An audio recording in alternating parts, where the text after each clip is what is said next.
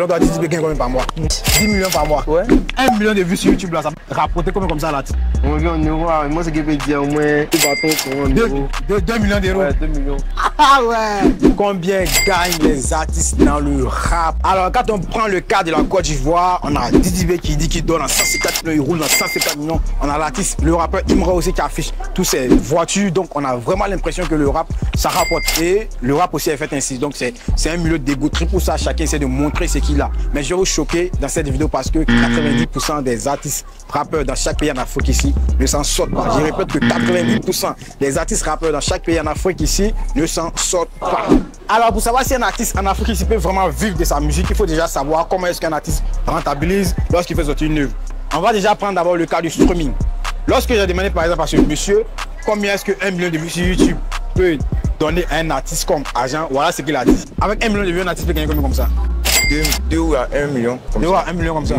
2 à 1 million, mais 3 millions voire 4 millions au pays là. Ça dépend. Si la grille son compte en France, quoi. Puis on convertit en euros encore. Ouais. Donc si on convertit, ça peut aller plus. Il y a 3 millions.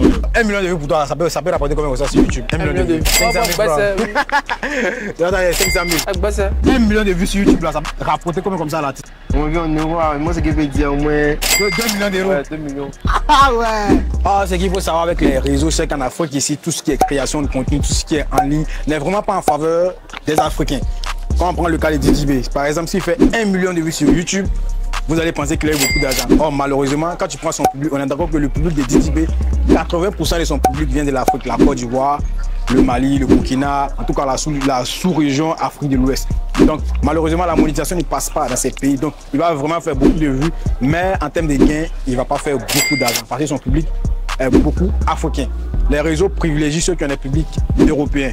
Et donc, on comprend déjà que pour vivre avec les revenus YouTube en Afrique ici, il faut être un artiste vraiment top. Et les top, comme j'ai dit, c'est Suspect, Didibé et Imra aussi qui est en train de venir en tête d'affiche. Sinon, vraiment, c'est compliqué pour les artistes en Afrique ici de vivre que des vues YouTube. Parce que, comme j'ai dit, la majorité de leur public est vraiment africain. Alors, j'ai aussi demandé aux gens dans la rue, puisque nous sommes toujours dans le cadre de tous les streaming, j'ai demandé aux gens dans la rue, selon eux, à partir de combien de coûts un artiste peut vivre de sa musique en Côte d'Ivoire.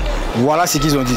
C'est là où à partir de combien d'auditeurs sur les plateformes un artiste peut vraiment vivre. C'est-à-dire s'il a peut-être 100 000 auditeurs sur Spotify, combien d'auditeurs comme ça il peut commencer à bien vivre sa musique. Là c'est le streaming là, ça rapporte en Côte d'Ivoire ici. Ça rapporte mais il faut avoir les millions de vues. Ah, et si tu as 100 000, 100 000 c'est trop peu. Ouais. 100 000. Donc si tu as les millions de vues maintenant, là tu peux bien taper. Les millions d'écoutes. Ouais, les millions d'écoutes.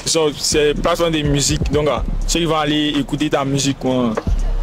Tu peux vivre de ça. Il m'a allé à lui les premiers. Ouais. C'est Boomplay. Donc, t'as pas de ça. Comme je l'ai dit, tout ce qui est digital en Afrique, c'est vraiment pas en faveur de tout ce qui est africain. Donc, il faut comprendre que même sur les plateformes de streaming aussi, le public européen est privilégié par rapport au public africain.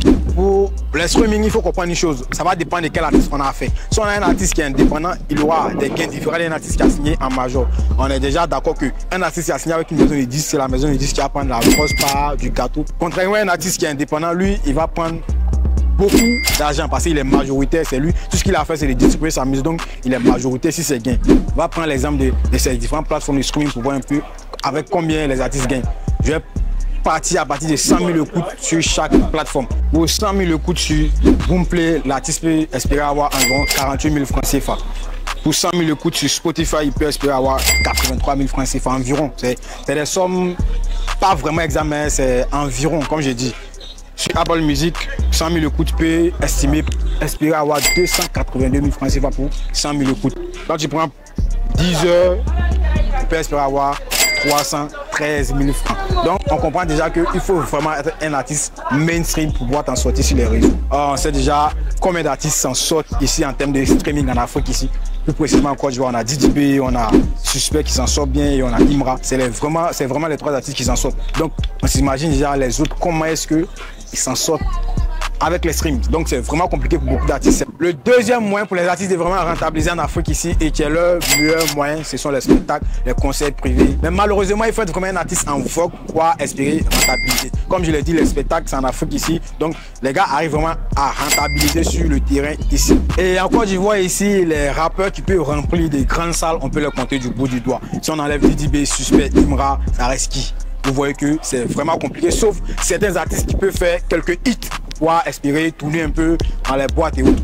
Est-ce que tous les artistes là s'en sortent bien en Côte d'Ivoire? Comment dire, un artiste moyen, il peut vivre de sa musique. S'il est en tas. S'il est en tas. Voilà. S'il est en tas, il peut bien vivre de sa musique. Tout dernièrement, Agato qui s'est fait humilier sur les réseaux sociaux. Ouais.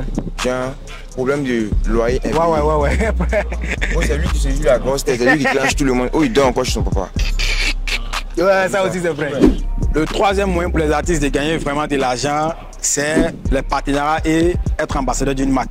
Malheureusement aussi, là aussi, ils ne sont pas nombreux. Pour ça, il faut arriver à construire une bonne fanbase. Et il faut comprendre que les marques aussi ne décident pas d'associer leur image à n'importe quel artiste. Si tu n'as pas vraiment travaillé ton image, tu vas avec la marque, ils ne vont pas t'associer à leurs produits. Et malheureusement ici, ceux aussi, les artistes aussi qui sont ambassadeurs de plusieurs marques, on peut les compter du bout du doigt. On a même Didibé actuellement qui est ambassadeur de MTN Côte d'Ivoire ici. Mais vraiment, ils ne sont pas nombreux. On a Suspect aussi qui est ambassadeur de Techno et autres. Et ils ne sont vraiment pas nombreux.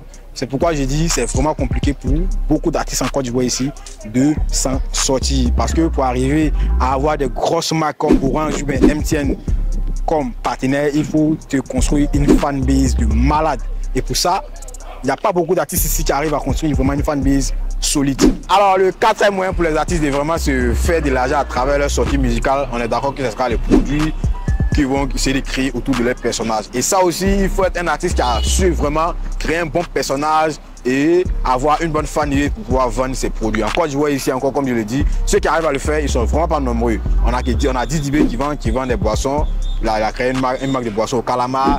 Il a aussi créé des casques. On a Suspect aussi qui vend aussi ses habits, société Suspect autour de son personnage. On a aussi, il y avait un peu Black aussi qui vend des habits, l'homme étrange. Mais vraiment, ils ne sont pas nombreux. Et pour arriver à ce niveau, il faut se construire une fanbase solide. Et on est d'accord qu'en Côte d'Ivoire ici, les artistes qui ont vraiment une fanbase solide, où ça les gens sont prêts à tout pour eux, ils ne sont pas nombreux. C'est pourquoi moi j'ai dit que dans la musique, c'est bien bon de rentrer en studio pour chanter, mais le personal branding que tu dégages compte à 80%. Parce que c'est le personal branding, le personnage qui va te permettre de revivre quand tu vas tomber. Nous sommes à la fin de cette vidéo. J'espère que vous avez kiffé regarder la vidéo jusqu'à la fin. Alors il faut retenir qu'il y a vraiment de l'argent dans la musique. On va se mentir. Quand tu vois Didibé, quand tu vois Ibra, quand tu vois Suspect, on sait qu'il y a vraiment de l'argent dans la musique. Mais il faut faire partie de ces top 5 pour pouvoir bénéficier de ces grâces. Il peut arriver à ça, il faut travailler son image, il faut travailler son personnage pour vraiment espérer prendre toutes les grâces qu'un artiste peut vraiment bénéficier dans l'industrie de la musique. La musique, c'est pas seulement que chanter, c'est le personnage que tu envoies aussi qui va vraiment te permettre aussi d'avoir des contrats de publicité, être ambassadeur de beaucoup de marques. Donc tout ça, ça compte. Sinon, vraiment, on ne peut pas se mentir, nous sommes d'accord qu'il y a vraiment de l'argent dans la musique. Mais pour avoir cet argent-là, c'est comme dans tous les domaines, hein, il faut se démarquer. J'espère que vous avez, comme je l'ai dit, j'espère que vous avez kiffé regarder la vidéo jusqu'à la fin. Moi, c'est Mr. T, le plus grand youtubeur africain. On se reprend pour une prochaine vidéo sur ce Chacun se cherche. Peace out!